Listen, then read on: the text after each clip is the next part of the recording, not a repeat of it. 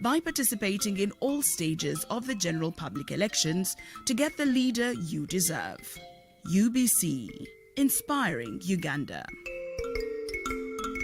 Are you a Ugandan of 18 years of age and above? The General Election 2025-26 is your opportunity to choose your local and national leaders and representatives. Be ready and equipped to effectively choose the leaders you want for a better future. If you don't vote, other people will choose for you the people to lead and represent you. UBC, inspiring Uganda. It's hot. We busted. We didn't know exactly what the problem was on the ground. There is no pretending about the effect of this thing. There's no pretending about it. Nobody should. It's a problem. It's balanced. This is not the stage at which you start planning to tax a commodity like coffee, especially from down there. It's intellectually engaging. The Constitution provides that the land must be registered under the customer tenure system, which is one of those that's recognized by the Constitution. Ground Zero Season 2, live and syndicated on your public and national broadcaster. UBC, inspiring Uganda. At UBC Radio, all our radio network across the country is committed to inform, entertain, educate and guide for national transformation. Our own radio, UBC, should set its own example. Leka bano abatafa ku bantu baffe bagumaza ndowooza muganda kito kugumaza to divert people. Let our own UBC bring programs to educate the people so that abagala kugumaza babeereyo bagumaza naye naffe they can advise, guide. And people in time will judge the one who is their friend and who is just using them. Tune into UBC Radios for credible socio-economic programs. UBC, inspiring Uganda. Welcome to Ground Zero Season 2, a show that brings you in-depth discussion ranging from politics, health, finance, sports, and so much more. Ground Zero Season 2.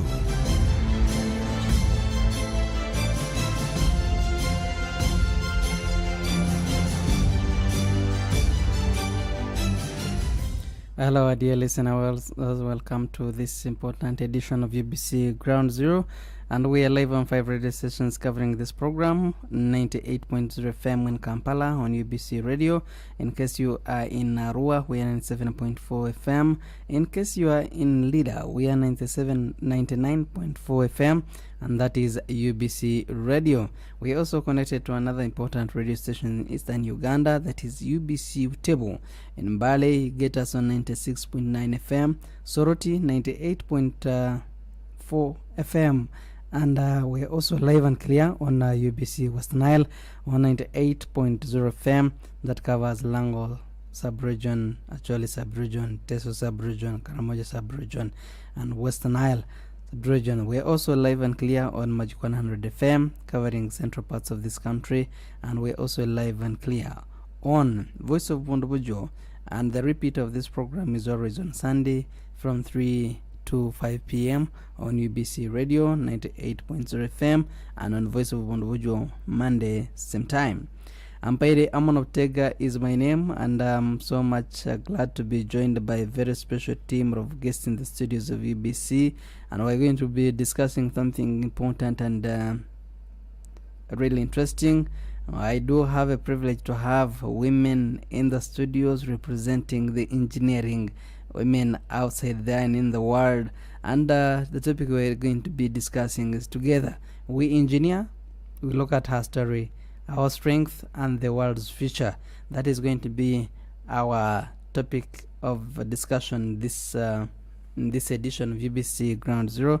But we're also streaming live. You just go on YouTube and put UBC Ground Zero, and you'll be part of the discussion. And we value all your concerns and also sharing your perspectives. You can always put your questions there for my guests in the studios to always address them.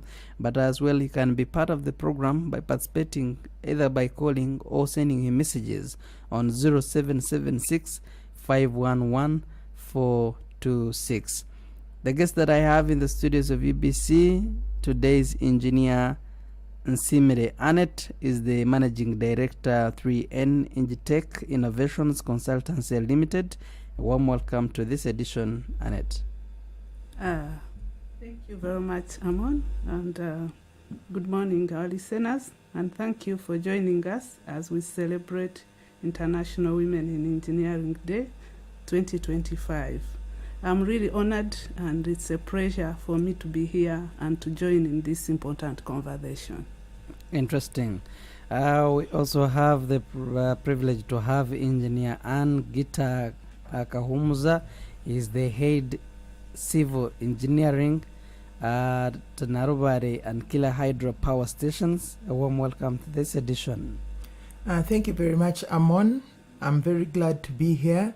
Good morning to you all, our listeners. Happy to be with you, and also happy that the day has come closer. We need to celebrate it, and we need to appreciate who we are for whatever we have done in our various spheres. Thank you.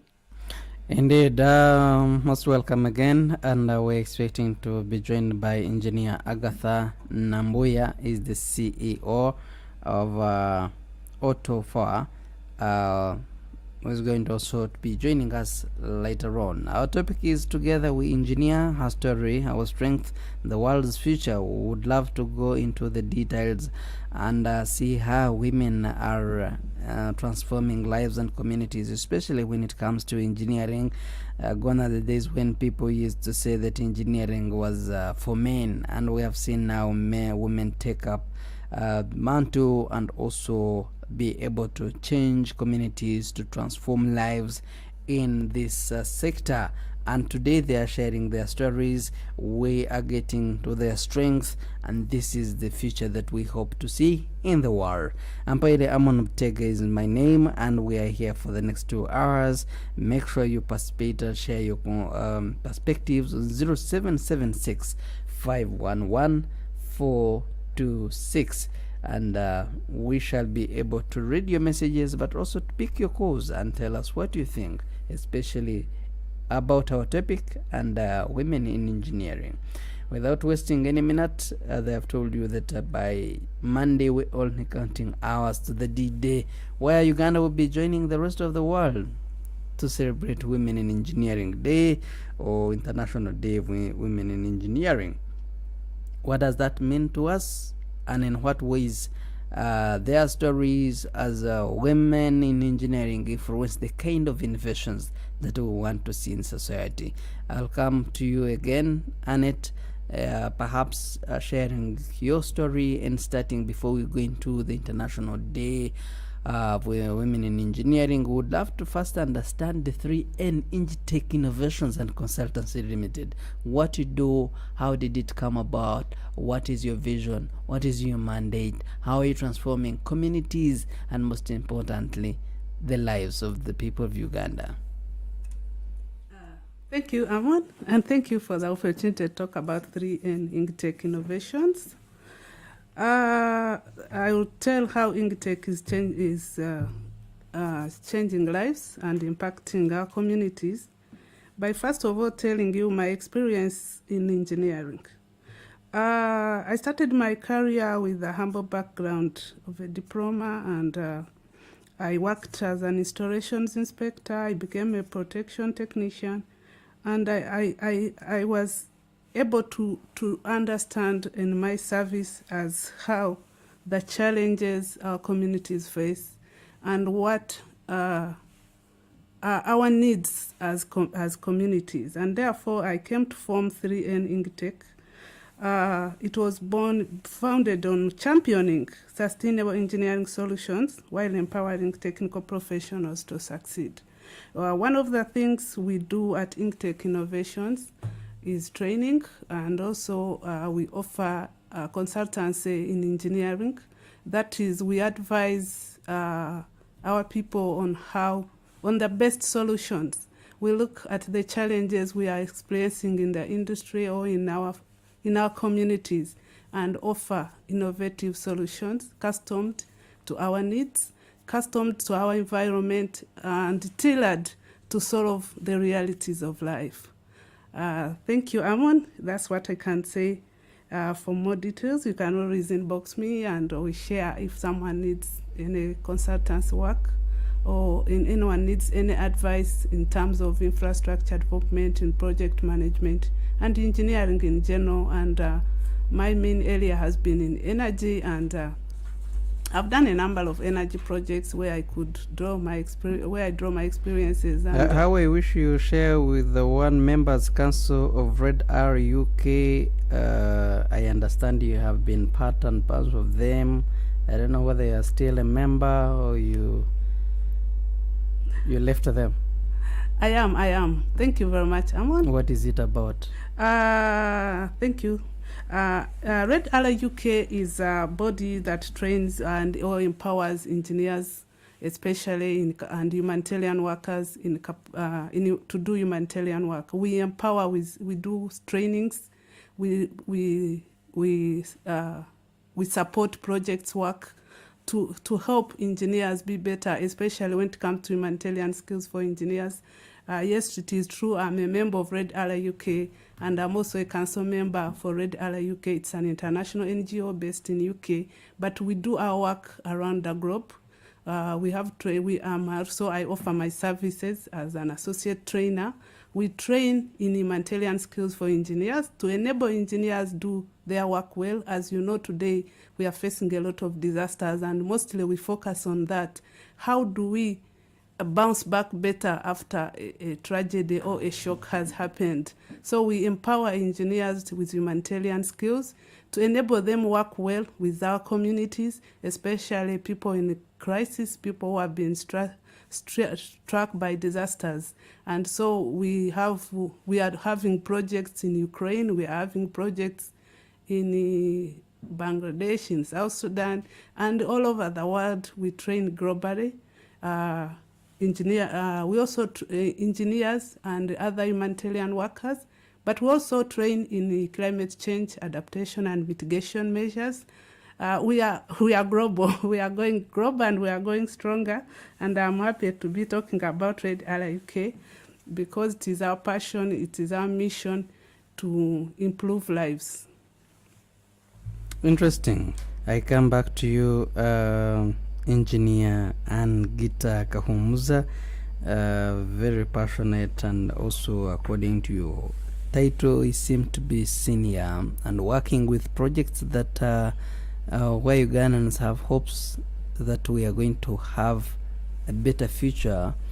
How has it been on your side? What about these projects that you are the head of engineering? Maybe from there we can be inspired. Thank you very much, Amon, and very glad to be here. I would like to start how I started my career. I started my career with a diploma, for which I proceeded to obtaining a degree. And I've worked with various organizations and in various locations. With my degree in civil engineering, I have been part of the construction team of the Kira hydropower plant. And I've also been privileged to work with Uganda Electricity Generation Company and Eskom Uganda Limited. These are organizations that have been operating and maintaining the Nalubale and Kira hydropower plants. Well, all in all, I'll talk more about my career in engineering. In engineering, we've had there are a lot of projects that I've handled. I've talked about the construction and even various projects that I'm handling at Nalubale and Kira hydropower plant. Key to note and the key success of my career is, and that is what gives me pleasure, is supporting ladies and young engineers, especially the girls, and seeing them to their full potential technically and financially. And with that, I am proud that I have actually achieved. Our environment has been so much of male-dominated, but that should not be a problem because they are the people that we have to work with. Several times they've supported us, and you have to get better. It actually depends a lot on who you think you are, and if you really know yourself. Why I would not talk about my employer or Nalubale Power Station, because that is just a platform where I've had to display my skills, and then also to, at least it's an exposure where I can be able to support others, especially the young girls. Key to note with the theme of today is empowering ladies. What is it? Empowering the future. Together in We Engineer Her Story, Our Strength and the World's Future. Yes. Key note with our theme for the day is how can we support the younger ones. Yes, I may be in a senior role, but I didn't just fall there. You have to work, put some effort, also make yourself a better person. Your attitude really matters a lot on so that can support you to get where you really have to get. And Anne, what makes Anne the Anne that I am? One, I enjoy supporting others. That is why I've had to join organizations like WIMA. WIMA is a Women International Maternity Aid. That is the full name. It's an organization that supports safe maternal health and delivery, further reflecting my dedication to empowerment and well-being of women. So it's not only the engineering where I've had to get to support or to feel what gives me pleasure. Also, I've had to do it in the voluntary. So all in all, all we need to do is make ourselves the people that we would like to be. And we also have to be consistent in our vision and in our missions and in the things that we really like to do. Providing leadership in certain fields doesn't come very easy, but you have to work at it. That is one key advice that I can give. And that is one thing that I have to express throughout my career. Thank you. Interesting. But I would love also to put this to you, looking at the hydropower, which seems to be a bit critical for national development. I'm wondering how your leadership, or how does your leadership represent both our strength and the world's future? How have you used that very platform to inspire many, but also to fight hard to defend your gender? As you say, we are still the Africans, male-dominated. I like the question. One thing I have learned throughout my entire career is know who you are. You know, when you're in the power plant generating power, the power doesn't know the lady and the gentleman. And one thing I'd really appreciate throughout my career, I have never been segregated. Even when I was working at when we were constructing the Kira hydropower plant, I was never segregated.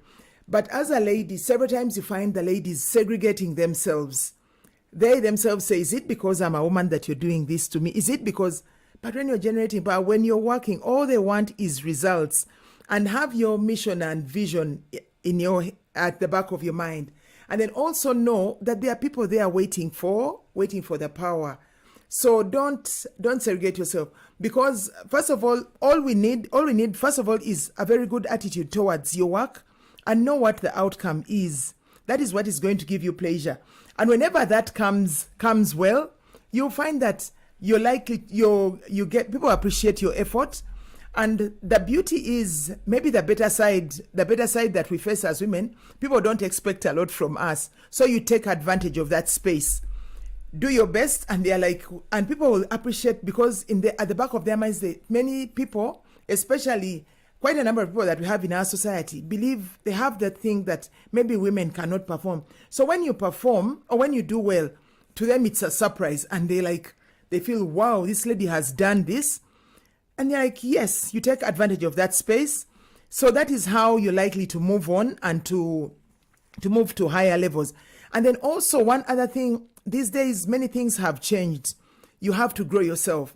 Previously, you'd have probably your degree or diploma and you sit back. Somehow you find yourself moving, although the pace may be slower. But these days you have to work on yourself.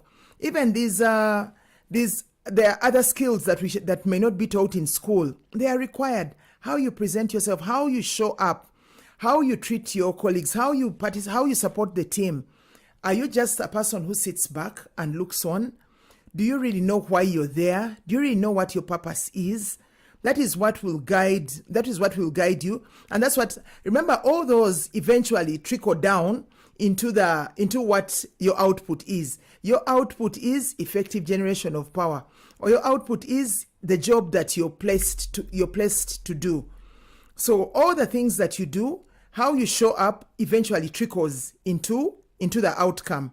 So if you show up like a lazy person, a late comer, a non-performer, definitely that will trickle into your output. Your output will be very, very poor. And no one would like to deal with a very poor performer. People want people who can perform. Do quality work. Support the others. Show results. Show that you're resilient. You can withstand any shock of the day. And that's what everyone is looking for. So now we have to brace ourselves for that kind of environment. It's not like long time ago, whereby even though you don't grow your skill for the next 10 years, somehow you move. These days, even for the next 2 years, you will not move. And you may even be unfortunate that even you just simply slide back. So that is one thing. Really have to work a lot on ourselves. That eventually trickles into the outcome that is expected of you. And then also that, remember that there are many people who are expecting services. So how are you supporting those people? Are you supporting them negatively? Are you supporting them positively?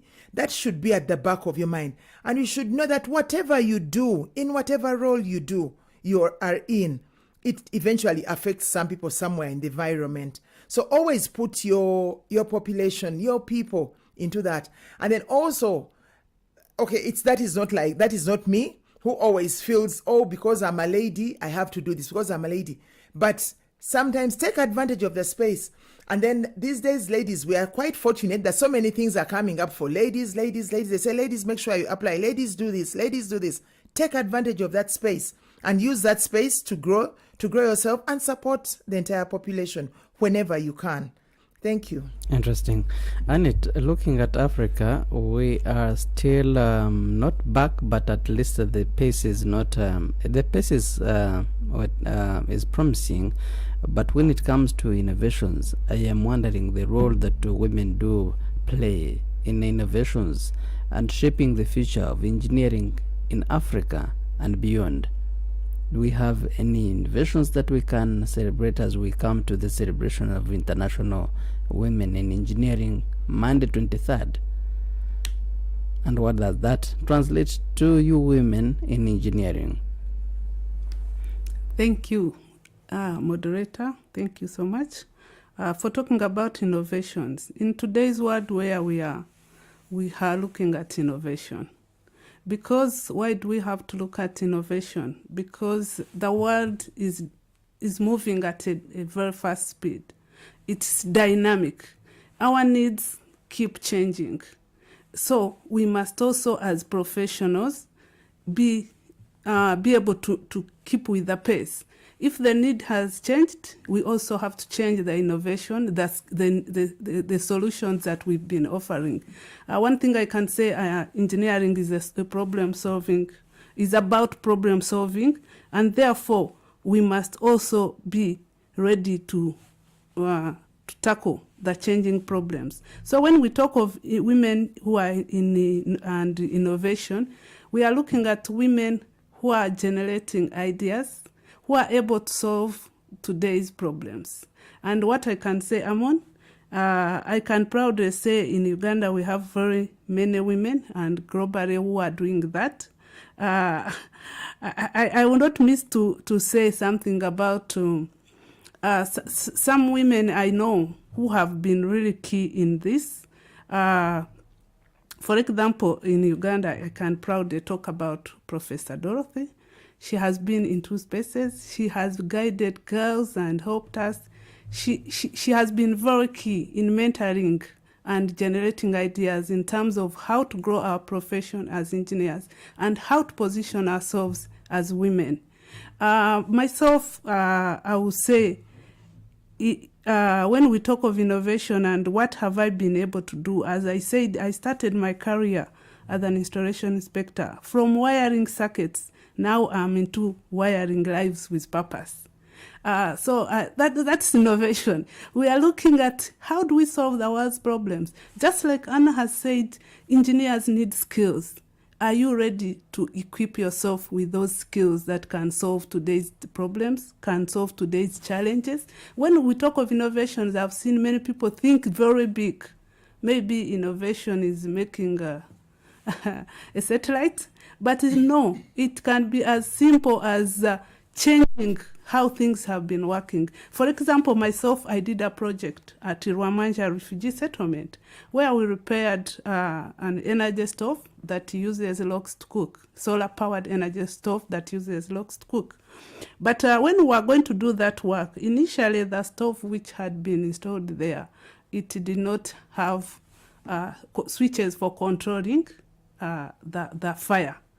So one of the innovations we did with me and my team, which I was leading because I was the one in charge of the project, Katasovla Academy of Engineering UK, because they gave me a grant to do some work in the refugee settlement in partnership with Red Ally UK and actually Makerere University said that.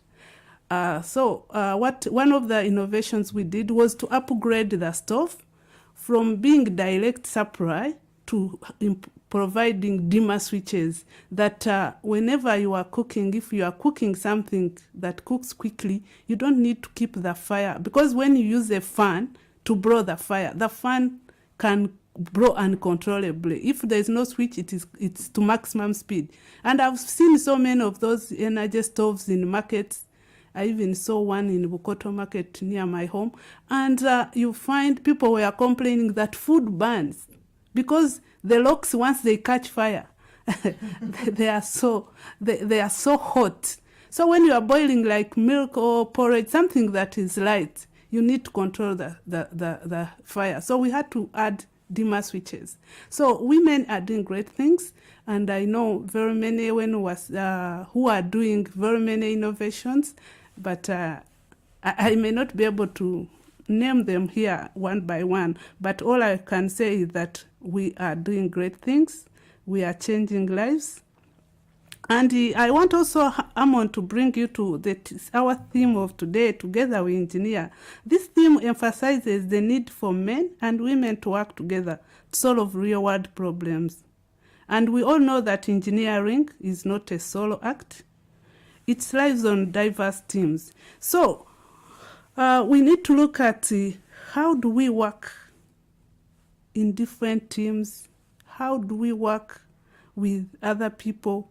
How do we embrace inclusion and diversity to make these innovations? Ladies, one thing I can advise is that don't work alone.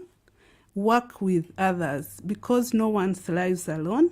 And our theme, actually, it calls us to reflect on the power of collaboration in engineering innovations.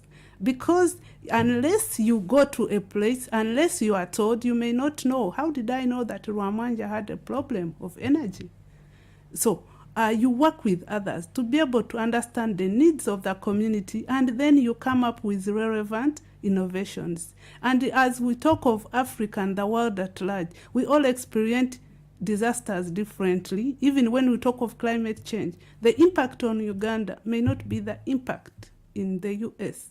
But for example, let me give an example of Karamoja. Karamoja is one region that has always puzzled me in terms of drought. Sometimes Karamoja gets heavy rainfall and water is just running away. But within a short time, you hear Karamoja is so dry and people are dying of hunger, animals are dying, livelihoods are being lost.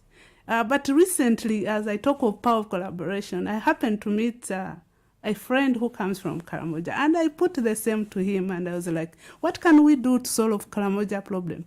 He told me, you know what, Annette? You need to come to Karamoja to understand Karamoja's challenges. One thing he told me, which I didn't know, is that their problems also keep shifting goalposts. He told me today you can go to Karamoja, a Valley Dam was created here, and tomorrow you find the floodings have changed the direction. The Valley Dam is left redundant. So when we talk of collaboration, we need to collaborate with different teams, diverse teams, to understand their needs and come up with local, innovations that are tailored to the local needs. Oh, right. I'm taking a very short break, and when I return, there is already a comment coming through that as we talk about together we engineer her story, our strength, and the world's future, someone was requesting for you to share your personal stories, bad and good. Maybe it could inspire a young engineer outside there who could be going through the same situations. I'm taking a very short break, and when I return, we're going to be continuing with a discussion on UBC Ground Zero. This is Ground Zero Season 2.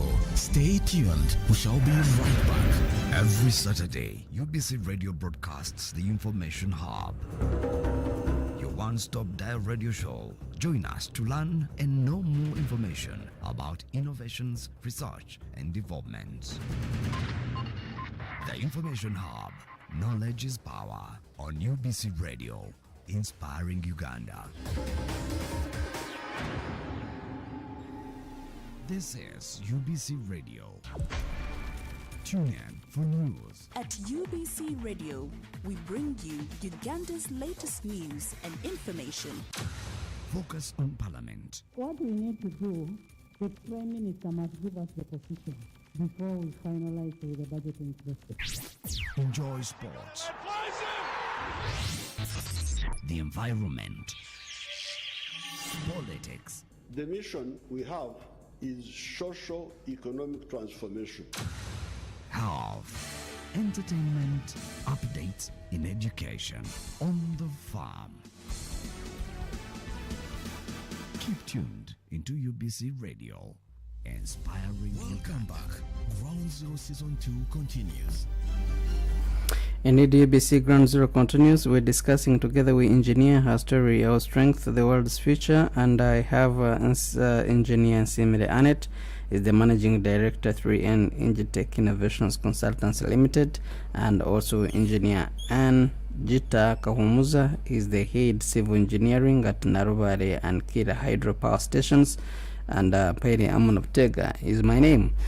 Keep sharing your perspectives on what you think about the topic and what anything to do with women in engineering, as we are nearing International Women in Engineering Day 2025. That is on 23rd June, which happens to be Monday next week. Before we went for a break, Sarah K had requested if you could share your personal stories, good and also bad. She thinks that they could be one way or the other, be inspired. I would start with you, Engineer Ann. Thank you very much. I'll start off my story. Like I indicated, I started off with a diploma in civil engineering. Then from there, I did, after the diploma, that's when I started working at, joined the team that was supervising the construction works at Kira hydropower plant. In that environment, that was my first job. And we used to call it an international site, because there were more than, I think, 60 nationals at the site. There were Ugandans, Kenyans, Tanzanians, Croatians, Russians, Americans, name any national, you'll find them there. We're all at a construction site. This was an environment where you about 10 ladies out of about maybe 1,000 men. Actually, even 10 is on the higher side. And this is an environment where you had to wear trousers whether you wanted it or not, because you had to climb up scaffolds, you had to move, you're moving over scaffolds, the environment is not good, you're in the sun. So when you're in the sun, of course, things like the skin, hair, you have to wear the hard hats, you have to wear the safety gear, all those were very uncomfortable. So if you're the kind of person who is not geared to your job, who doesn't know what they want, definitely you would leave. Actually, majority of ladies. At one point, I was the only technical person there. Then I was joined by another. Then we were like only 2 technical people. The other ladies were more of secretaries, admin in the offices. But you still had to work, because one, it depends on what you really think and what you really want to do. I'm very grateful to my employers that time. They were Canadians. Yes, we had even some Ugandans. In Canada, a lady does anything. You find ladies driving those huge trucks. So to them, it wasn't an issue. But they found it that we in Uganda were the ones who were making it an issue. And then not only that, one of the other challenges that I faced at the site, but I had to stand my ground, was because we were working with people. I'll give you an example. It's not in a bad way, but I think it's culture. You find when you work with people like, say, from Egypt, from the Arab world, for them, they can't take an instruction from a lady. They feel a lady is supposed to be at home, probably in the kitchen, having this good life, maybe, I don't know, taking care of home. They don't expect a lady to be in that kind of environment. And I was working with the supervisors. You give an instruction and they reject your instruction. They say, no, they can't. According to them, what they've grown up seeing, they couldn't. So like that tends to undermine my presence at the job. I had supervisors who would say, and stick to your word, stick to what you have said. And then you need to look at the goal. Why are you there on site? To make sure you maintain quality. And who are you doing that? Why is the reason that you maintain that quality? It's because you're building a hydropower plant, which is supposed to last for 50 years. So you can't bend your instructions just because someone doesn't want to listen to you. Good enough, probably later on they learn to adjust. And then being a supervisor at a site, people thought if they dated you, that they would be able to manage you. So you had to stand your ground. And say no. Okay, all those you had to reject, because if those were all going to compromise your quality. And then as a lady, you can't be a tool to be used by everybody because they had an objective. So those are some of the challenges, but you had to stand the ground. You had to really stick to your word. And then also there were scenarios where, like say weekends, when I wear a dress, everybody passes me. They can't recognize me because they are used to me in trousers with a hard hat. The skin is, you had to put something to protect your skin from the sun. When it rains, you're in the rain. All those were the kind of environments. Now that was at the construction of the construction of Kira hydropower plant. Then fast forward, I went back, I did a higher diploma. And then after doing the higher diploma, I joined, that's when I joined Eskom Uganda Limited. Eskom Uganda was working as a technician. Now, and by then I had got a family. I was married, and of course I had to have children. Now, Eskom felt that they needed to grow my career. Because of my performance, they felt I needed to grow my career, which I also embraced. And they said they chose to pay for me. So there was a condition. They are paying for you school fees. I'm working in Jinja. The site is at Jinja. That is the hydropower plant in Alubale. And I wanted to join school in Chambogo University. So now you have to serve 3 masters. There is the home, there is the work, and there is the job.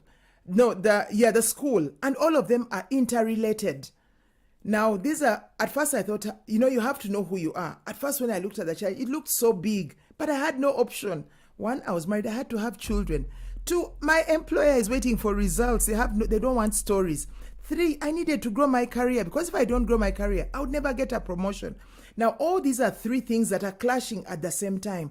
You have to move from Jinja to Kampala and back, because the family is in Jinja. The husband is waiting for you to take care of him, take care of the family. So all those are challenges that you had to face. And then you had to read hard. Remember, when you fail, the person paying the school fees is going to stop and is going to tell you, refund my money. So now I could not drop any of those balls. I had to handle all those balls. It was not easy, but I had to push through. That is now when you begin involving things like teams. You grow your support system. I had a very wonderful husband who was very supportive. My employer was also very supportive, allowed to give me time off to be able to study. Much as they've given you time off, they want their results. No stories because that I had to go to school. That was never a reason. And then at school, they want good performance. No stories that I'm working, that I have a family. So much as all of them were a bit lenient, however, all of them needed their results. You have to work hard. You have to improve your attitude. Make sure you have people who can support you. Manage your time. These things of wasting time, conversations are here, WhatsApp, all those, you had to pack all of them. You had to have a clear plan on what exactly you're going to do. Because when the employer is drawing out their plan, they don't consider there's someone going to school. No. For them, they've given you either take it or you leave it. So now I had to really, really work hard. Now, because of that working hard, that is how I've managed to get through. I remember one scenario. There is a time when we were doing a construction in Gulu. It was a corporate social responsibility. We were building a school for the people who had been affected by the war. And it was started off for ladies. So that is something I was very, very interested in. At the same time, it was exam time. At the same time, I was expecting. Now you have to ask yourself, which one do I take and which one do I drop? All of them have clear timelines. The pregnancy has a timeline, the exams have a timeline, and the commissioning of the school has a timeline. So like, which one? How do I move on? So now, first of all, you have to believe in yourself, know who you are, and you're like, yes, and I can move. However, if you sit back and like, oh, now me, I'm disadvantaged, now what? You can't move. So now, I had to draw a plan. I'm like, Gulu, how am I managing Gulu? You draw a clear plan with a contractor, expect certain things to be done at certain timelines. You just keep checking on those timelines. Now for the pregnancy, that one you just have to eat well and make sure you do sufficient exercise, because that one there is really nothing you can do much. School, you had to read. So the best you can do is believe in yourself. Get a good support system. That can help you. Because the unfortunate thing is, time is moving. All those things are kind of time-based. If I say I will not go to school, I'll wait until I finish delivering. By the time I finish delivering, I am 50 years. School is not taking on people 50 years. The project, they needed to hand it over. It had a timeline because it was for students who had to go to school, the ones who had been affected by the war. That one was required. The pregnancy also cannot hold back and wait. So all those, you need to know who you are and believe in yourself. Now from there, okay, all those happened. Eventually, I'll be honest with you, I succeeded in all of them. I had a very good support system, very, very good. I'm very appreciative to my employers at the time. That time, I remember my supervisor, he was called Mike Esimu. My employer at that time was ESCOM, my dear husband.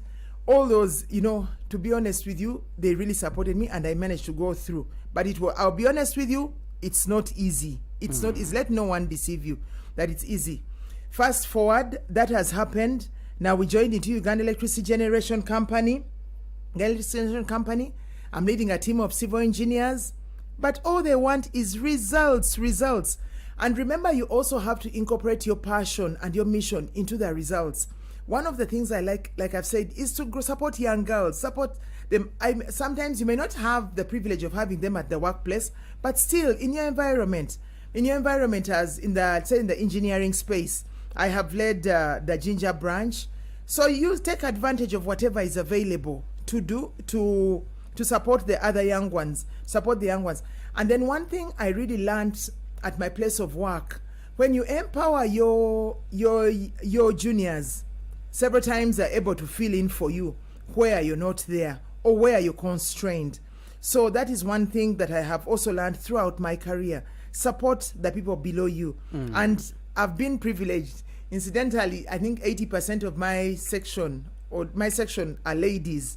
So I do my work with all pleasure. Have you empowered them? Yes, I have. That is why I am able to stay in the position that I am in.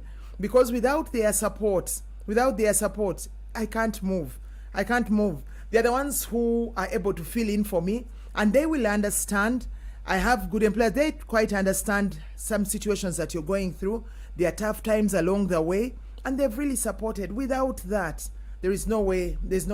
I'll be honest with you, engineering is not very straightforward. The works we do are not straightforward. We're not always very smart, like with a lot of lipstick, powder, no. But you have to be there and you have to show up as a really responsible person. That's when you'll be most appreciated. Interesting. That's also much inspiring. Annette, I come to you. Thanks, Sarah, for Good that. and bad. Yeah.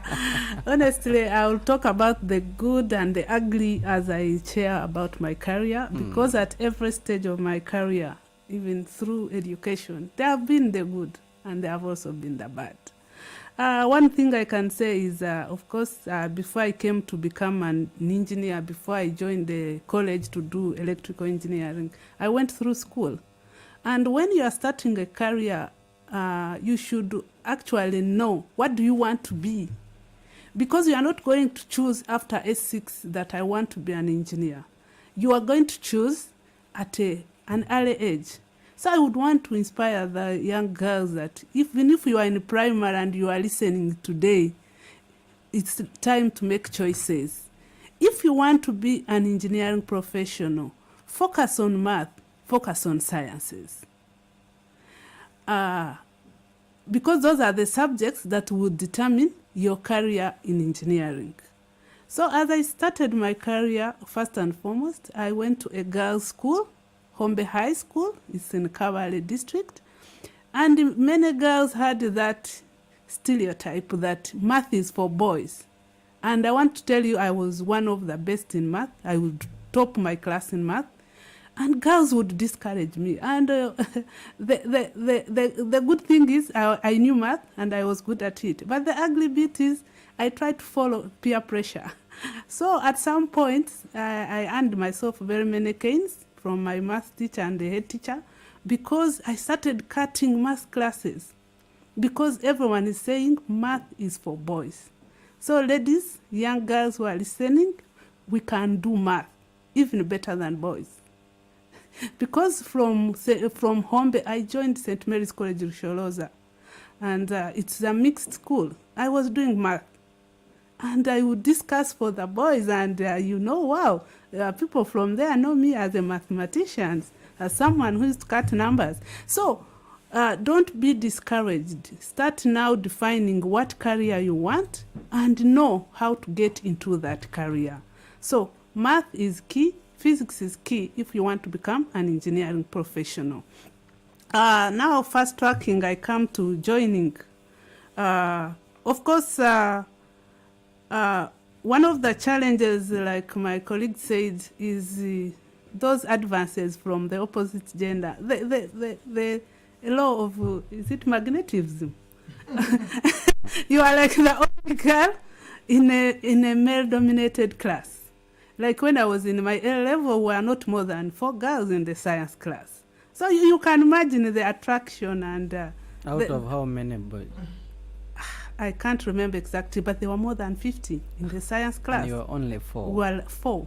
Oh. And when I joined the college for my diploma, I was the only one in mechanical and electrical class, and we're about 50 still. The only one. So you can imagine how many... proposals you would get. So not in a day, but in hours. So ladies, I want to tell you, it's not about fitting in, but it's knowing your purpose. Why are you there? Are you there to service the young men, or you are there to study and define your career? Of course, you will get some kind of discrimination at some stage. Of you want to ask someone who is good in this and you are not good in it, and maybe has beef because you rejected the proposal, and then you will find challenges. Challenges will always be there. I want to believe in life, everything you do has challenges. So let's not focus on challenges. Let us always focus on the good. Focus on the good. Why are you there? And focus on your career, focus on the purpose, and fulfill your purpose. You have your goals to fulfill. Like, for example, when I was doing my diploma, I knew we were doing UNEB. And we would do exam once in 2 years, UNEB exams. And I had a very big problem in engineering drawings. I would have to befriend the people who knew engineering drawing. And sometimes I would find myself discussing in the boys' cubicles. But it is well. It's how you package yourself.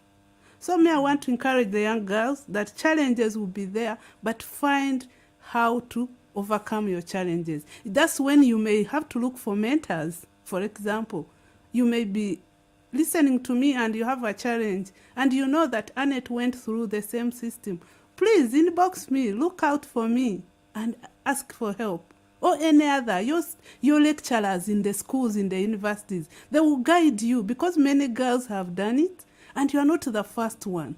So similarly, they have experienced the same challenges, maybe more or less, but you can be helped. So don't die in silence, speak up and find help. So I started, like I said, with a humble background, but with determined steps. I moved on to do a higher diploma in electrical engineering from UPK, by then, Uganda Polytechnic Chambogo. And challenges were there. Like I said, the challenges were the same because we were always fewer than boys in class, but determined to excel. And after that, I went back to Chambogo University and did a bachelor's in telecommunications engineering. I did not stop there. Understanding that engineering is more than technical execution, I pursued a postgraduate qualification project planning and management, and I also later did a master's in management studies. This helped me to see the bigger picture, how systems, people, and resources come together to drive development. Like I have been saying, innovation, you cannot innovate in isolation. You know, engineers sometimes we like working alone, but you cannot understand community problems if you don't work with the community. So sometimes our networks, our mentorship programs help us to see the bigger picture and see how to fit in. So my career has been a rich tapestry of learning, service, and leadership. I started as an installation inspector in a Uganda electricity distribution company. Then, not the current. I moved on to join Umeme as a protection technician. I moved on to become a telecommunication engineer. And these early roles grounded me in practical field experience. Eventually, I transitioned to do consultants work. I have done consultancy with Uganda local governments. I've also assessing projects, infrastructure projects. I've also done consultancy internationally with the Royal Academy of Engineering UK, evaluating proposals, grant or funding proposals. And I also do consultancy. I started with consultancy with Red Ally UK before I became a member and started as an associate trainer. So all these have helped me to understand how to the gaps in the profession, and what I can say as challenges. You asked, they want to know the challenges, the bad and the ugly. During my consultants at local government level, you would find that actually projects are not done as per the standard. But sometimes we of course would put all those gaps in our reports, and you find they are not being addressed. I find it a pain that up to today, we've had stories of engineers being arrested, ABC going wrong, projects not being completed, you know, and we've made recommendations, but I always wonder whether those recommendations reach the right people, and if they do, what have they done about it? When you look at challenges, sometimes it may not necessarily be just what you experience as a person, but the challenges that affect the community. If you are doing your work, to me, in every office, in every work, we should always emphasize impact, make a difference. Your career may fade, the titles will fade, but the impact will remain. So let's emphasize impact in our work. So having done those consultancies, I also ended up in a classroom. At some point, I was a lecturer for 4 years. And mainly, I was doing mentoring and shaping future professionals. And this ignited something deeper, a calling to create lasting impact through innovation and empowerment. And to me, I've been so much interested in, I have a passion for knowledge transfer and skills development.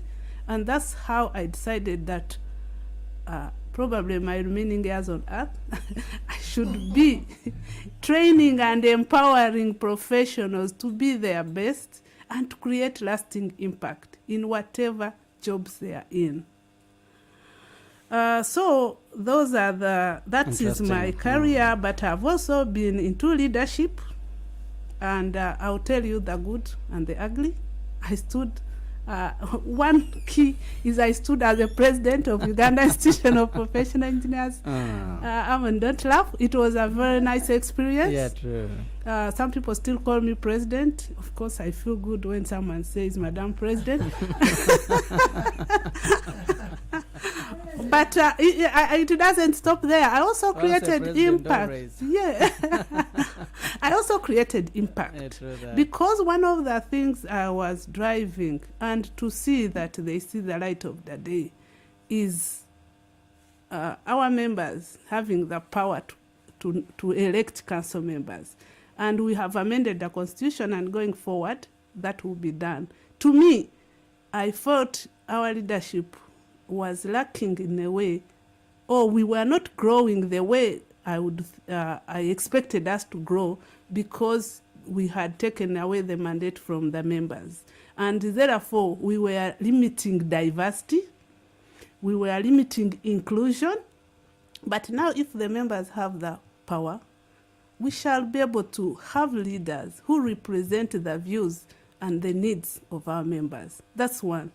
Another thing that I was looking at was training and capacity building. Today, as we speak, we are seeing the training charges going lower, and the CPDs, the fees are going lower.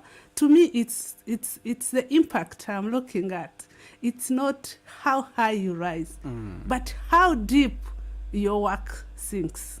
What is the footprint are you making? So for me as a leader, I will always focus, and my philosophy is the impact you are creating, not the titles. So so as a leader, I feel that has been a significant contribution in, and I understand you've been an advocate for women in engineering, and I'm glad that some of what you have advocated for is coming to shape. Very true, Amon. I'm also happy. That's why I told you it has been a good experience, but it didn't come easily. Okay. The ugly was also there. One of the things I always condemn is women creating a hostile environment for fellow women. I saw women fighting me, and I was like, how? A fellow woman is the one fighting me. But it happens. So women but that's politics, because it is part of the game. Yeah, you are very right. It's part of the game. But those are the challenges. So I want to encourage young women who are listening to me today that it's not easy that things you want will come the easy way. True. No, there will be distractions. Someone will throw something in your inbox to distract you. Will even tell you, Annette, you are not good enough. Someone actually, I think during those days, I came to UBC and we took a picture outside there. And the comments were, look at how Dr. Patricia is dressed, and see how Annette is dressed. And it was on our professional platforms, and I was like, wow. So people can stoop so low to make you. Zero, we took a group photo. And that photo, when it was shared, in a good spirit. Our president even doesn't know how to dress. So people, those are the stereotypes and the social biases, but also they are distractors. So if you focus, you'll be able to achieve what you want. So the ugly will always be there, the good will always be there. I get so many compliments when I was running this hashtag that drop a comment, which woman has inspired you. So many people came out to say, Annette, listening to you during campaigns, your words do not leave me the same. So I feel honored that I'm impacting. And as an advocate for women in engineering, I've been doing this. International Women's Day in Engineering started being celebrated in the UK in 2014. But in Uganda, it has been quiet. Actually, it's me who started it, I can say, in 2023. And how did I start this? Because, as I said, I have worked with international NGOs, and they wanted to celebrate me in UK. And when they sent me an email that Annette wants to celebrate you, could you share like a short recording of your work and what you are doing to change lives? I was like, wow, even this day exists. That's how I came to know about it. And of course, it has not been easy, even mobilizing women even to come for this talk show. It's not easy. Even asking women, tell us the story of women who have inspired you. It's even I mean, it's like a tall order. Some people remain in their comfort zone. They don't want to talk about it. I don't know whether it's the stereotype I'm talking about or the queen bee syndrome. I can't praise another woman, and I should maybe be the one to be praised. But to me, I think we have to keep pushing. Okay. We have to keep advocating for better environment for women engineering and for more women and girls to join STEM. In every journey, we see ups and downs. There are always those hard situations where you're pressed between a hard lock and but how do you come through it? You have shared some of the stories, and I'm glad that today we are not into hard questions. We are not going to look into the legal frameworks or the initiatives and so very many things, but we just sharing our stories can encourage, can inspire, can talk to someone who is there and wants to be where you are. And you have shared interesting stories, but now I am so much interested in your strength. Yes, you encountered a lot of those challenges, men-dominated communities, the stereotypes, the conflicts within our societies. But how do you rise? How do you stand tall? How do you walk through all those situations? There are always weaknesses, personal weaknesses, community, institutions. You write a report and you don't get the feedback which is positive, but what keeps you moving? What motivates you? Okay. What were your strengths? Many women may be pressed somewhere, but they need to know how best they can be equipped. They can be empowered to move on. They can put down everything that is putting them down and move forward. Challenge communities. Challenge those women, men who are dominating. Challenge the every situation that they come across and move forward. Yes. And then Annette later. Okay. Maybe to respond to what your question is quite interesting, and I think we all approach it in different ways. How I approach it, first of all, when I'm into a scenario, I first ask myself, what are the options? Can I jump out or I can't jump out? I look at the options. And several times the option is you cannot jump out. You're like, okay, now you sit and make a plan. Make a plan. One thing, first of all, know why you're in a situation, know how you've got into that situation. Because several times you who is in the situation, you've got there and you are the solution is supposed to come from me. It's not going to come from anywhere. Then draw a plan. When you draw a plan, one thing we can never run away from is our village. Let me call it our village. The support systems that we set around. I am very grateful to God that He gave me a family. Where I come from, I have a brother and sisters. Then I have a family where I went, where I got married. Then I have my own family, the children. Then I have this group of friends who are very, very positive. I have my colleagues I studied with in school, and then the other ones that I work with. And then also in the friends, you have to be very selective. Several times when you face a challenge, you need to understand, how am I going to go about this challenge? How is my village going to support me? Because I'll be honest with you, everybody has friends, but you know that when I talk to this one is just going to tell me stories. This one is going to guide me, this one support me. This one will tell me the hard things I never want to hear. So I have those kind of friends who will tell you the tough things, and they're like, no, it's because of the way you're behaving. It's because of the way you're dressed. It's because of the way you act that you've attracted this. So now you have to start from here. So I have those kind of friends. When you have those kind of friends, they are always very, very supportive, very, very supportive. So when they support you, accept the situation you're in and then ask yourself, how am I getting out? Draw your plan. Some things are very, very hard to implement. You may need financial. You may need to probably change who you are. Change who you are. By changing who you are is drop certain habits. But it may be hard, but you have to. Because now you have a goal that you have to hit. You're like, you have to change. If you do not change, these are the consequences of not changing. There are also things like managing your health. Managing your health is also a very, very critical thing, because that can hinder you from getting on to wherever you are, for getting on to whatever level you have to get to. And then also, the other thing that has helped me keep in is knowing the kind of person I am. And I'm also glad and appreciative of other people who tell you that, Anne, you're very resilient, you're very assertive. You know, whenever they tell you those comments, us ladies, when they tell you that you're assertive, say, you are joking. You don't accept. You learn to accept who you are. And you're like, how am I going to use the Anne that I am, the characters that I have to sail through? You need to claim the spaces that are provided for you and take advantage of them. Use them. And use them positively. Always put yourself in, if you're faced with a scenario, put yourself in the other shoes, and then also put yourself in your own shoes and try to draw a middle ground. And always speak out. It's very, very important to speak out. Don't be overshadowed by what other people think. And then one thing that has helped me move on that I've seen is integrity.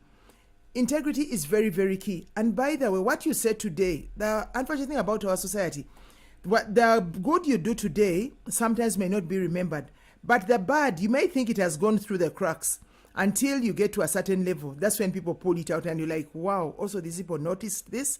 So in whatever you do, whatever steps you take, make sure you leave a clean mark, a good mark, because that may be referred to at one time T, especially with people who want to pull you down. Annette has talked of seeing ladies hit back at you. That is very, very common, because people feel they are always in competition. Unlike men always feel they need to support you. You need to move on together. Whereas some may think they are trying to do it for their own good or for whatever purpose. Know how to play your games. Know how to play your cards, so that when you're faced with a scenario, at least you're able to challenge the stereotypes. I'll give a scenario. There was a time when I was at work, and I had two different supervisors. I had one main supervisor, and then there are always these supervisors who have the dotted lines.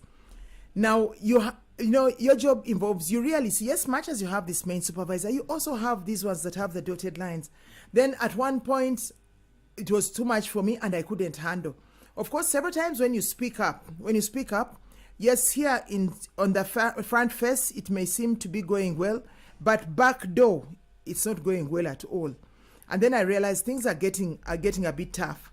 When things were getting tough, now what you have to do is, I said, now I just have to stick to my guns. There's nothing I can do. There's nothing I'm going to change. I can't resign because I need the job. I need to be there. I need to be present. Of course, now, several times when you have certain issues, for you not to get so stuffed with stress and all that, there are a few people you can discuss with, and they encourage you. Some of the people I found in my life is my family, and they always inspire me. You see them, I have a young sister, you see her stressing on so fast. And then when you get to know that inner bit, then you realize that, oh, they are stressed, but they are moving on. So you always feel like you can also move on. So when I was in that scenario, of course, one thing I knew, I had to understand the rules of the company. I asked myself, how do they fire you? If you steal, if you lose your integrity, if you do things like corrupt. So what I did, I said, I will not do any of them, and I will never, and I'll stand by my word. Immediately, yes, it was very, very tough for me, very, very tough for me, with a lot of threats. You hear within the corridors, you get no, but me, one thing about corridor talk, that one never affects me. That one I say, that one is not mine. I just brush it off. So I stood my ground. But what is interesting about being very honest, I was referred to later on as a very honest person. Much later on, like 2-3 years down the road, then you hear someone referring to you as one of the honest people, one of the people who can stand to your guns. I'm then like, oh, so that time when I was sweating, people were looking and people were watching, that's one key thing that I have learned. Much as you're in a scenario, do not bow down, do not change, because several times we get into scenario. I'll give you an example. Say in school, you've seen this, but when the books are so tough and they feel they maybe want to please the lecturer by either giving them money or by dating or by, don't bow down. Stick to your guns, because whatever you do today will come out tomorrow. So one thing I really always say and encourage other people, your ideas, your curiosity, your leadership, they may not be welcome at that time, but they are needed. They are needed. Somehow, someone will refer to them. And then that's when you realize, yes, they were welcome. They were welcome, although probably people tried to push them aside. But stick to your guns. That's one thing. That's one key thing that I would really want to put forward. Thank you. Interesting. Annette, when you can as well share yours, then we go to the feedback from the listeners who are sending so very many messages, but you can keep them coming through 0776 511 426 or call us 0776 511 426. Annette, then we get the feedback. Oh, thanks, Amon. I got lost into Anne's story and her submission that I forgot even what the question was. Could you please rewind? You talked about, you're the one actually who shared about the negative energy, women fighting women, so very many challenges from the communities, workspaces, and so many. But what kept you moving forward, stepping on to those, and you kept on being focused? What were some of your strengths? Oh, thank you. Some of my strengths, what I can say before even I talk about what my strength is whether I was inspecting installations, teaching at the university, or serving on councils, I have always asked myself, why am I here? What difference am I making here? So the fact that I have known my purpose has kept me moving. So you must know yourself. Be yourself. Be confident. Believe in yourself. Be comfortable in your skin. Be who you are. Don't try to copy, to go by what others are doing. So it's one thing knowing myself. I think my values and my background have shaped me. I remember at some point when, I even took UIP to court. At some point, when I was making that decision, when I had made that decision, one of the elders called me for tea. We met in the Speak Resort Munyonyo, and we sat and said, Annette, I know you are very principled, but sometimes principled people are not popular. I told him, sir, I'm not focusing on being popular. I'm focusing on making a difference. I have reasons why I'm doing this. So I will always stand for what is right, what I believe in. And so if something has gone wrong, don't think you'll have Annette in your corner to defend you. No.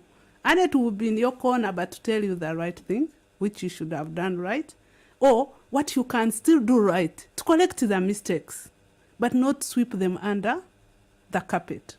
So I can say one of the things that have kept me is knowing who I am, standing by my principles, believing in myself, and courage. Courage to speak up even when everybody's quiet.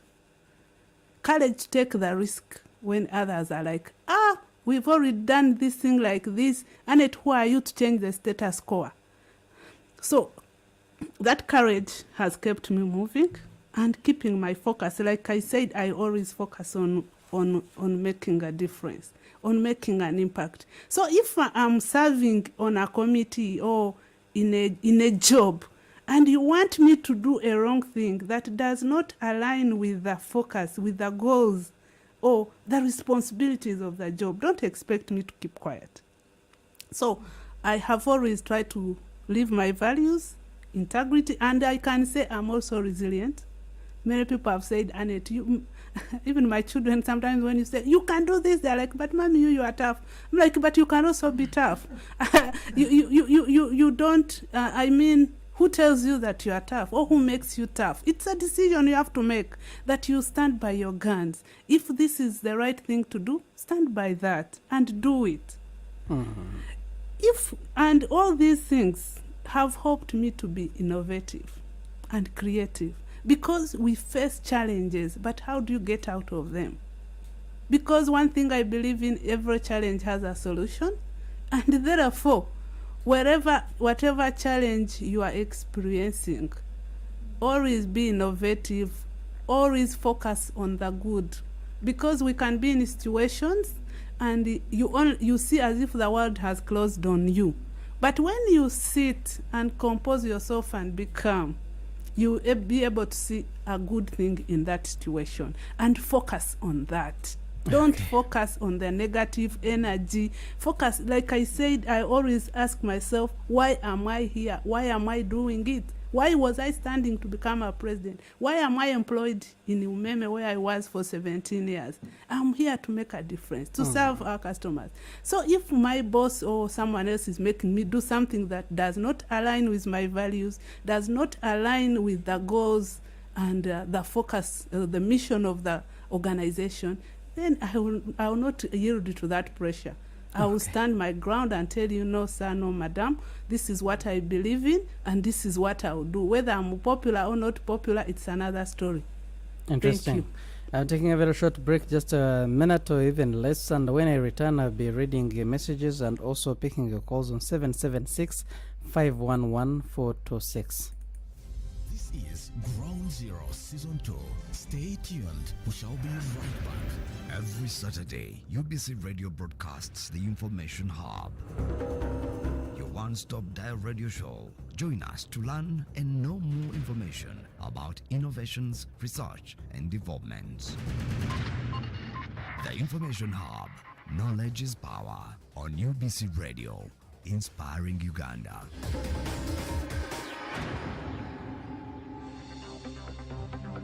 UBC Radio brings to you the Timeline Radio Show, the space for civic and political rights for Ugandans. Tune in every Monday night at 10:15 p.m. to know your obligation in society as a citizen. UBC Radio, inspiring Uganda. Welcome back. Ground Zero Season 2 continues. Welcome back from that very short break. This is UBC Ground Zero. We are on 5 radio stations covering this program: 98.0 FM in Kampala, 97.4 FM in Arua, 99.4 FM in Lira. That is UBC Radio. And we're also live on UBC Butebo in Bari, 96.9 FM, Soroti, 98.4 FM. And we're also live and clear on UBC Western Nile, 98.0 FM. And also on Magic 100 FM and also on Voice of Wonderbojo. But we're also streaming live on YouTube. You just put UBC Ground Zero and you'll be part of the conversation. Our topic that we are looking at and discussing this edition, together we engineer our story, our strength, the world's future.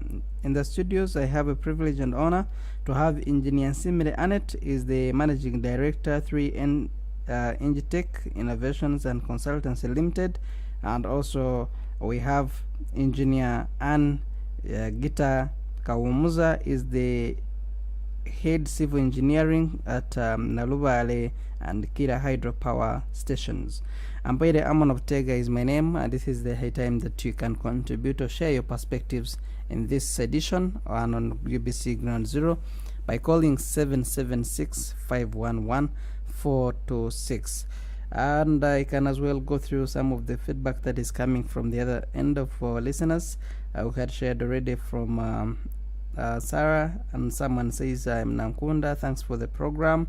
I want to thank the ladies for sharing their stories, but in my culture where I come from, there is a lot of myth surrounding the engineering, especially women in engineering. If we cannot be allowed to put on trousers, if putting on trousers is seen as obscene, how about to climb? How best can I address my community and my parents in particular to be able to be where those ladies are? Thank you, Nakunda. Someone says, I am Penny, listening in from Bali. My child wants to go into vocational stroke institutions, not continuing with high school because she's interested in being a civil engineer. Is that a good idea? I would love to get advice from the ladies. Thank you so very much, Penelope, and the people of Mbale for being part of UBC Ground Zero. What are some of the things that we need to address as a country in protections for women in engineers? We have the affirmative, but have they fitted? And what other things that women would love to see in this country they call Uganda to be able to benefit from their sector? I wish you shared your name as well. Someone says, how do you balance your responsibilities as women, wives and mothers, and also your careers? We have had this challenge for so many years, and it is disturbing. Okay, this is Hanifa. All right, Hanifa. Thank you, Hanifa. And okay, keep your messages coming through. I'll be reading one by one. Any legal frameworks that safeguard women in engineering or engineers that we need to consider and look into, and as leaders. Okay. What are your strengths? I think this is already shared. We already looked at this. Okay, if I can go back to the studios for you ladies to answer some of these concerns coming from the listeners. And then Annette. Thank you very much, Amon. I hope I got all the questions. I'll just answer some, and whatever I leave out, or even Annette will just add on to share her experience as well. If the first question you asked was about culture. You know, those are things that, okay, the question was culture, and that knowing that if the family doesn't like wearing trousers and climbing ladders, how do you go about this? First of all, one thing we've had these, should I call them myths or whatever about culture? Yes, we need to respect our culture, but also need to understand our cultures very well. We need to understand why what is being said is being said and what's the impact. Because there's so many things that were said for particular reasons. I'll give you an example. In our culture, I've seen a culture which where they say maybe if you lose a relative, if you lose a very close relative, you're not supposed to go out. You're not supposed to go out for the next 4 days. You're supposed to stay indoors. But when you try to understand why they were trying to say that, that is a kind of a recovery mode that they were trying to do, and for you, the one who has lost the loved one, so that you can, and you get back to your feet and begin to move on. So try to understand. Yes, they say you don't wear trousers. Yes, it's true. In the olden days, it was seen as a taboo. But still, like I work with people who maybe in their culture they don't do that. Then if you're really interested and you know what your goal is and what you really want to know what to do, you know your mission, your value, you know your vision, several times you can work around this. Not all, okay, in many occasions, engineering, yes, you have to wear the trousers because your overall, maybe I've never seen an overall that is a dress, because somehow, because your clothes will get entangled within the environment, unless you're going to do maybe computer engineering, where you may be seated at a desk, or to try and provide innovation, because engineering is more about finding solutions and being innovative. So you may have to choose an engineering that can suit you. However, if these things are, if you know the reason for wearing trousers, stick into there. Don't, if they don't want you to wear, don't now wear the trousers and maybe go overboard, go where you're not expected to go, or abuse because some people may see wearing trousers as a privilege, or abuse what you have been, what you're doing try and stick in there and understand what exactly do I want to do. Then if you are supposed to please the culture, well, that is also possible. You stay in the back door, So you choose to know who you are and understand what exactly you'd want to do. Then the other question was being out of civil engineering. Okay, there's someone who mentioned how they want to do civil engineering, whether they have to go to high school or they don't have to go to high school. Well, it's always good to go to high school where there's a lot of value that it will add to you as a person and who is interested in your career. Then when you're in high school, that's when you determine what exactly do you want to do. You'll be very specific and spot on. So I do encourage you. However, if you fail to go, that does not limit your career. You do your ordinary degree, then you start, your ordinary level, then you start off with a certificate, but that now is going to be a much longer route. Unlike if you've done your HSC. But try your level best and see how you can go about it and do your HSC. Then there's also another question that came in that was, how do you balance your responsibility as a wife, career, mother? First of all, one thing I said, know what the expected outputs are and plan accordingly. Grow your village. Your village will always support you, your family, your sisters, where you're born, all those people, even these other people that we underestimate in offices, like say drivers, office messengers, those can be very, very good support systems. Know how someone can support you. And also don't be also very selfish where you only take in and you don't give back. So do it two way. There is no way we can survive. We can survive without other people. And there's no way you're going to survive without you just taking in and not giving back. Always learn to give back. So always you have people you can work with and support you in whichever way. Then maybe just the last one that I respond to, Annette will respond to others and also give her opinion. What are the things we can do and address as a country to support women? One, first of all, yes, it's good to support women and the country is doing a lot. There are a lot of funds that we can join, a lot of organizations that can join, very voluntary support. But also you as a woman, if you're to support, also you support. Don't only wait to be supported without you supporting someone. And then also, first of all, know who you are, because a lot of support is coming in and people are rejecting it unknowing. They're rejecting it unknowingly. There are so many organizations. I'll give you an example of, say, women engineers. We have events or functions.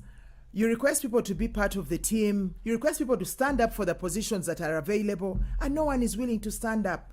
That is a ground and a platform that has been put there. But we ourselves are rejecting it.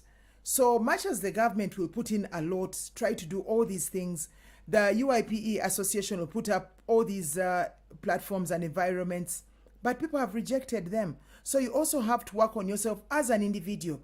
Then when you're ready and you're in a set space, everything will come and you keep grabbing whatever comes. Take advantage of all the opportunities that are there. Even in our offices ourselves, you find there are spaces, there are positions being applied. Then another person says, that one I cannot handle. That one I cannot manage. Why do you feel that you can't manage? Now you've limited yourself before anyone else can limit you. So take advantage of all the available spaces. What the country can do, yes, I think they've tried to do it. Put up sensitization programs. They've set up those funds which you can apply for, scholarships. But many people fear. Then they say, but me, I cannot go through. I cannot make it. I know no one. There are all those limiting beliefs that we put in ourselves. So much as the country will do a lot, it has to start with really ourselves. I'll leave Engineer Annette to respond to others and also maybe give her side of it. All right. Oh, thank you. Thank you, Anne. Thank you, Amon. Thank you, our listeners, for these good questions. And we are happy to respond, especially starting with the cultural norms. I know one thing as a human being, you must understand cultural diversity, you must understand what happens in other cultures, and of course your environment you operate in. As a lady, you said you may not be allowed trousers. Who tells you engineering is about trousers? Engineering is not about trousers. One of the girls who was admitted in Makerere for electrical engineering actually asked me, Engineer Annette, can I handle electrical? They tell me it's about climbing poles. And rather climbing poles, yes. I said, but not everyone who is done electrical engineering works in the energy sector where they climb poles. And not everyone climbs. There are so many sections. So, honestly, see how to maneuver your culture norms, because of course we are in a society where we have culture and we must understand our culture and respect culture. But we can still work and achieve our goals within those cultural limits. Because sometimes even saying you are not allowed to wear trousers, to me engineering is not all about wearing trousers. You can work in your dresses. But even when it comes to trousers, we are normally given overalls at workplace. Are you going to work in the community in your overall? You are going to wear the overall when you are at work. When you're at home, be the mother, be the culture girl you are supposed to be, and see how to balance. Life is about balancing, because there is nowhere you go and there are no limitations. And so there's someone who said, how do you balance as a mother, as a wife, and as an engineer? Yes. Balancing is not easy, but it's doable. I was at one point a full-time mother, a full-time wife, a full-time student, and a full-time employee. I can give an example. In 2007, when I gave birth to my last born, I was a student in Chambogo doing my bachelor's in telecommunications engineering. I was married. I had 3 other children because he was the 4th I was expecting. And I was also employed in Umeme. And I could balance. It's about time management. Know how to... time management is one of the things. Know when to be a mother, know when to be a wife, know when to be a student, and know when to be an employee. If you are in your workplace, focus on delivering. Especially, and like she said, another thing is have support systems. Let your boss understand you. Know your performance. Before I got pregnant, how was I performing? Before I know those responsibilities, try to manage your time well. I could wake up at 4, sleep even past midnight, because you have to balance. You have exams tomorrow, but you have to wake up to go to work. After 5, you have to be in class. So manage your time well, but also have support system that when you are not there, someone is able to fill the gap. Even in your workplace, develop relationships and nurture them. You will not thrive in isolation. So balancing is about relationships, is about how you relate with your team members. Because you are not going to find a job where you are the only person who can do it. Unless you are also not a person who is a team player. Because even if you're a boss like Anna is, myself, you nurture or mentor other young people to do work in your absence. So even children can be part of the parenting at home. They babysit their little brother when you are not present. They take him to school. I've given my children those responsibilities that when my son turned 18, I had to make sure he learns how to drive. And one of the things I wanted him to do was help me with going to school, doing some of my work. Not that I was empowering him to become a good driver, but to be my personal assistant and be able to support me and do some of the things I would be doing, so that I'm able to be productive in other ways. Because otherwise you not manage. Like for example, talk of balancing. I gave birth on Saturday and Monday I had an exam. And I went back home on Sunday. I was discharged from the hospital on Sunday. And Monday, students saw me in the class doing a paper. And I had to leave my baby throughout the exam period at home, rush for the paper, come back. So when I was expecting, I had to make sure I read in advance, because I knew my date of delivery, like she said, they have timelines. It's actually in the days of exam. And so, when will you discuss and read with others? So I had to just dive in, do exams, and go back home. And I never got any retake. So you just have to balance your work and focus. And when you are doing that balancing, you may have to put on hold certain things. You will not be everywhere. You will not attend every party. You will not go to clubs. You will not go out social. So some things will be pending. The moment you say no to something, you're saying yes to something else. So if you are saying yes to my career, to my family, to my children, to my studies, you are saying no to some of your social networks and saying some of these activities I will not participate. So learn how to manage your time, but also prioritize. Make your priorities clear and know at this point I'll be taking my children to school. I took all my children to day primary. I didn't want them in boarding primary because of my own beliefs. And so I had to take children to school. I had to pick children at 5 from school. And I did it successfully for close to 20 years. So you can do it, you can balance, but try to manage your time well. Time is an important factor in that, and social support. You need social support. Your child can be sick and you have an urgent work, you have an emergency at work. So who will stand in for you? Build relationships, nurture them, focus on meaningful relationships, I would say. Another thing which was asked was a lady who said her child wants to go for vocational. Is it a good idea? It's an excellent idea.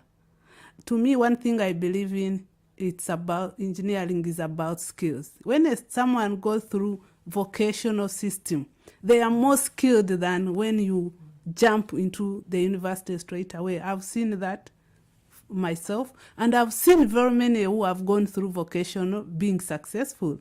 As we are here, the two ladies in the studio, minus our lady Agatha, we all started with diplomas, which means we went through vocational training, and here we are doing excellent things. Interesting. So it's a very good idea. You just support your child in that area. Let him do what he wants. He will be the best of himself. He knows why he's doing it, I believe. And therefore, you as a parent, just support your child. Actually, that takes me back to the cultural norms where the parents are not supportive of their children. In my career guidance and mentorship, I always say parents sometimes need more career guidance than the children because we tend to force courses on our children. I want to be an engineer, and someone is saying engineering is for men. What are you talking about? I know my potential. You just support me. So as parents, our role is to support our children. It's not to decide for them the courses, the subjects to do. If I say I can manage sciences, just watch space. Support me, buy me the necessary books. If it means giving me extra classes, do it, but don't tell me you can't do it. Because one thing I believe in life, you will only excel in a job which inspires you. If you are doing something that does not inspire you, you will never excel. So parents, stop influencing your children the wrong way. Support them in the careers of their choice. When it comes to things we need to address in the country for women as government, I can say someone even asked if there are any legal frameworks that support women. I think I will combine those two and say probably one of the things we may need is a clear legal framework because I've not heard of it, supporting women in engineering. So probably we may need to ask government support on that. But also, sometimes the challenges we've been talking about, we know there are organizations where they don't really respect things like maternity leave. When the government, the policy maybe is talking of 60 working days, some are given 30 working days, others are given less. So we would want to have some enforcement of some of those existing policies that support women. And also, when we say government has given us platforms and provided women with opportunities, but I know there are initiatives government has put in place to support women, but is government monitoring to see actually they are supporting women? For example, there is this GROW project. I know very many women who are complaining that they have tried to access the funds, but the conditions are too tight for them as women. They can ask for land title. The land title is in your husband's name. When you say, I'm doing this business, your business is not registered. Can we have a way of supporting women incubating their businesses and be able to register them and be successful? Because some of those funds will just go away without us, the women, us benefiting. So we need maybe a legal framework, like someone has put it, because I don't know of any. But we also need government to provide opportunities for career advancements, such as trainings, networking, leadership development, tailored to women to support us. Because our incomes are always also not as big, but also as an incentive to the women to be able to pick on into some of those positions. Interesting. Time seems not to be on our side, and we're talking about the D-Day, which is just in the corner. We're talking about only a few hours to the D-Day. Monday is not just very far. 23rd June 2025 happens to be your day, where you're going to be celebrating and joining the rest of the world to celebrate your day, and how important, how significant, why is the event going to take place, what is the thing that is guiding this, how can you interest so very many Ugandans to be part of this as you celebrate and enjoy your day. Annette, then Anne, as we're giving our way forward. Yes. Ladies, how we are going to be celebrating our day. I know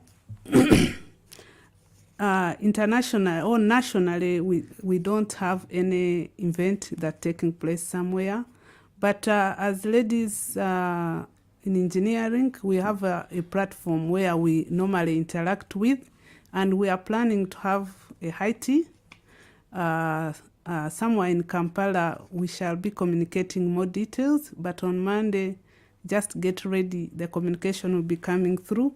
And also we've been profiling women as another way of celebrating women on our profile, on our platform for women in engineering.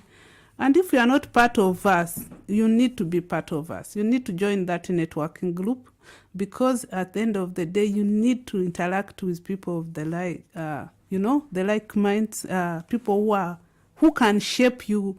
We have role models there that would be able to learn from them. So I would encourage women to join our platform, and so that they are able to follow whatever activities we have planned and be able to be part of them. And also I can say to every girl dreaming of becoming an engineer, and to every professional wondering if their work matters, you are needed. You know you are very important, your work matters, and start where you are, use what you have, and keep growing. Let's make sure the engineering remains a tool for inclusion, sustainability, and transformation. It doesn't matter how high you rise, but how deep your work reaches is the most important. So make sure whatever you do, in whatever position you are in, make sure you are making a difference. You are touching lives. You are creating impact. Thank you. You're most welcome, and there's so many comments still coming in. Some people say, how are women as they celebrate their day, how are they going to address community challenges? Well, for example, they're going to be celebrating this year, when a few months ago Kampala was flooding. I do not know how as engineers are helping us to get out of this. All right, let me come to you, Anne. This day is very your way forward, and then some of the things that you want to see take place in this country. How can we come together as engineers, even other sectors, to come and be part of you as we transform lives and we build communities? This day is very close, and on this day we are able to recognize the contributions of many other women engineers, and even I wouldn't want to isolate other technical professions as well. And for this day we should always try our best. Like Annette has said, there may not be an immediate celebration, but we can also celebrate. There are a number of things that are going to take place. I've seen there is a webinar that has been organized by the Uganda Institute of Professional Engineers, Building Wealth as a working woman. Those are things we need to take advantage of, because advocacy is one of the ways in which we should be able to grow ourselves as women. We need to support one another, and we need to join and support many of these institutions that have been set up for us. There is women engineers, technicians, technologists. That's a platform that has been set up by Uganda Institute of Professional Engineers. We need to subscribe to it. We need to participate in whatever events that have been set up for us.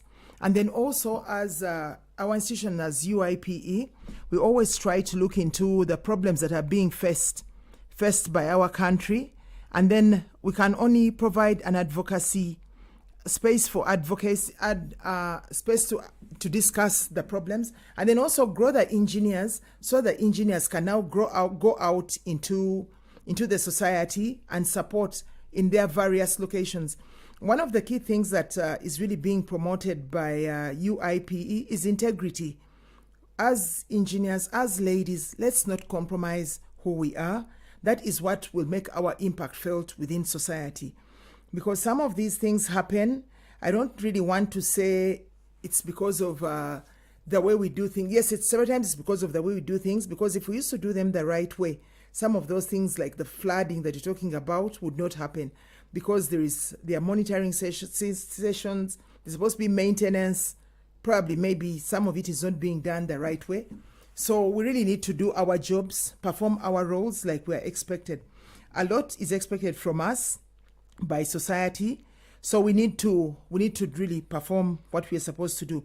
And then also us, the older engineers, one of our crucial roles is to encourage the young women and young engineers to really do what they are supposed to do, what they are expected to do. Because several times you go through the tough times as an engineer. There's no way you're going to be a technical person and then you just jump up to the top. When you see someone at the top, you may think somehow they skip, but there's no way you're going to get there. So you have to work your way. You have to work your way to the top. And then also, as women engineers, we need to be encouraged to be bold, ask questions, claim your space, and always remember that society does not change its own, but people like you can help the shift. So that is one key thing that I would like to leave behind. But as ladies, let's support one another. If you see one person going astray, support them wherever you can. Let's not be the one who points out the block and then just spoils probably the other lady's progress within the society that we are in. But let's support one another. That is really, really very, very key for all of us. And key to it, let's claim our space. There's a lot of space there for us. And we ladies, we need to create the space where women are not present, but heard, where their decisions shape systems that we actually rely on, and where mentorship is not just part of culture, but it's where mentorship is not just a culture, and it's something that should be really thought through. Okay. Thank you. Your last comment. That's your last comment. Yes, my last comment is I encourage everybody. Actually, not okay, right now, let me encourage the ladies. Do your best at what you are, and society, the men also. We can't be what we are without you. Be part of our teams. I think that's all I have for now. Thank you so very much. Annette, your closing remarks. Okay, my closing remarks. Part of my closing remarks will be a comment on community challenges, the question which was raised last, and flooding in Kampala. What I can say is engineering is not always about technology, but about restoring dignity, improving lives, and making the world safer and more sustainable. What do I mean by this? We need to have sustainable infrastructure. We need to have to do our things in a sustainable way. Maintenance, like she has said, waste management, because so many factors contribute to the flooding in Kampala. But I also think that our leadership maybe need to change in this, and areas like ministries which are really technical, have technical people in position, so that we have someone we can say, engineer, why is this not happening? But sometimes our engineers, when we talk to them, they're like, man, I'm not in position of making a decision. Recommendations have been made, ABC. So probably we need engineers to be on top somewhere, so that we have someone we can talk to directly and blame. Not that the other person is also blaming another person somewhere.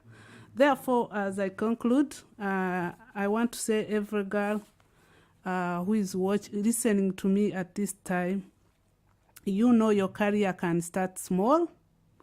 Your journey may start small, but with courage, learning, and service, it can light the world. No matter what you do, whether you're a carpenter, you're a bricklayer, you are in installations, please know that you can light the world. Therefore, do whatever you do with passion, but also keep learning, keep adding value, keep adding skills. The world is dynamic. You will not stay where you are and you continue to catch up. You need to move at the rate the world moves, but also don't put hold on other social obligations. For example, you are saying, how do we balance? Ladies, as ladies, we have the potential to multitask. I've told you at some point I've had 4 full-time jobs, and I can say I've been successful in all of them. I have a master's, and I got married when I had a diploma. So I've been successful. And also I've been able to try so many jobs, from wiring circuits to now wiring lives with purpose. So I am really sure that when you set your mind on something, you do it. Please don't limit your thinking. Be able to develop your ideas. And you can always reach out for mentorship to people like us. We are there to support one another and to lift one another. No one should be left behind. Together, we engineer. Thanks for having me. Interesting. That brings us to the end of our conversation. You've heard from the horse's mouth, and we had the privilege of having women in the studios who are transforming communities and lives. And we had the privilege of having engineer Simile Annette, managing director at Free Engitech Innovations Consultants Limited. Thank you for coming through. And also had the privilege of having engineer Anne Gita Kahumuza, is the head civil engineering Naru Valley and Chira hydropower stations. We're discussing together with engineer her story, our strength, the world's future on UBC Ground Zero this day and tomorrow. From 3 to 5 p.m. we're going to have a repeat of this program on UBC Radio 98.0 FM and also on Voice of Bondowojo on Monday same time. And it was a privilege having you ladies, and thank you for coming through to inspire the people of Uganda. And I want to believe that so many people, especially young ladies there, who are pursuing to be engineers. You've picked a leaf from our conversation. For God and my country, I'm Peter Amon Otega. Allow me sign out. Shalom. That was Ground Zero Season 2, a production of Uganda Broadcasting Corporation, UBC, inspiring Uganda. It's hot. We passed it. We didn't know exactly what the problem was on the ground. There is no pretending about the effect of this thing. There's no pretending about it. Nobody should. It's a problem. It's balanced. This is not the stage at which you start planning to tax a commodity like coffee, especially from down there. It's intellectually engaging. The Constitution provides that the land must be registered under the customer senior system, which is one of those that's recognized by the Constitution. Ground Zero Season 2, live and syndicated on your public and national broadcaster, UBC, inspiring Uganda. At UBC Radio, all our radio network across the country is committed to inform, entertain, educate and guide for national transformation. Our own radio, UBC, should set its own example. Leka bano abatafa ku bantu baffe bagumaza ndowooza muganda kito kugumaza to divert people. Let our own UBC bring programs to educate the people so that abagala kugumaza babeereyo bagumaza naye naffe they can advise, guide. And people in time will judge the one who is their friend and who is just using them. Tune into UBC radios for credible socio-economic programs. UBC, inspiring Uganda. This is UBC Radio. Tune in for news. At UBC Radio, we bring you Uganda's latest news and information. Focus on Parliament. What we need to do, the Prime Minister must give us the position before we finalize with the budgeting process. Enjoy sports, the environment, politics. The mission we have is socio-economic transformation. Health, entertainment, updates in education, on the farm. Keep tuned into UBC Radio. Inspiring you. Every Saturday, UBC Radio broadcasts the Information Hub, your one-stop dial radio show. Join us to learn and know more information about innovations, research, and developments. The Information Hub, knowledge is power, on UBC Radio, inspiring Uganda.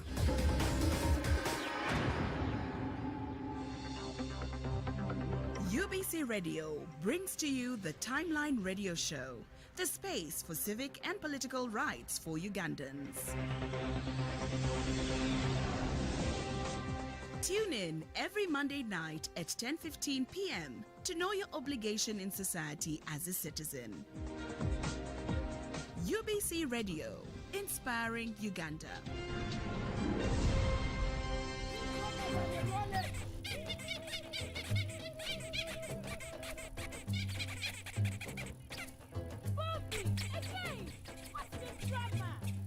Drama, colleagues, elections for special interest groups are calling.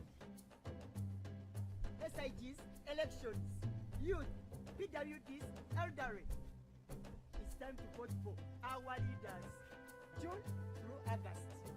From village to parish to district to nationals, youth, PWDs, elderly.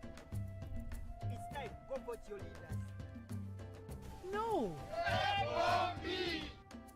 Elections are supposed to be peaceful. Easy vote, okay? Youth, elderly, and persons with disabilities. It's time to choose our leaders. Let's show up and participate in the special interest group elections. Starting June through August this year. Your vote, your voice. My vote, my voice. This message is brought to you by the Uganda At UBC Radio, all our radio network across the country is committed to inform, entertain, educate, and guide for national transformation. Our own radio, UBC, should set its own example. Leka bano abatafa ku bantu baffe bagumaza ndowooza Muganda kiyitibwa kugumaza, to divert people. Let our own UBC bring programs to educate the people so that abagala kugumaza babeereyo bagumaza, naye naffe they can advise, guide. And people in time will judge the one who is their friend and who is just using them. Tune into UBC Radios for credible socio-economic programs. UBC, inspiring Uganda. Playing Uganda's #1 hits.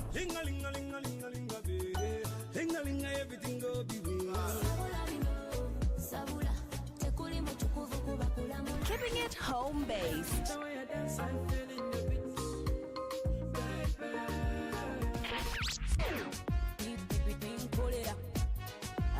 You are listening to UBC Radio.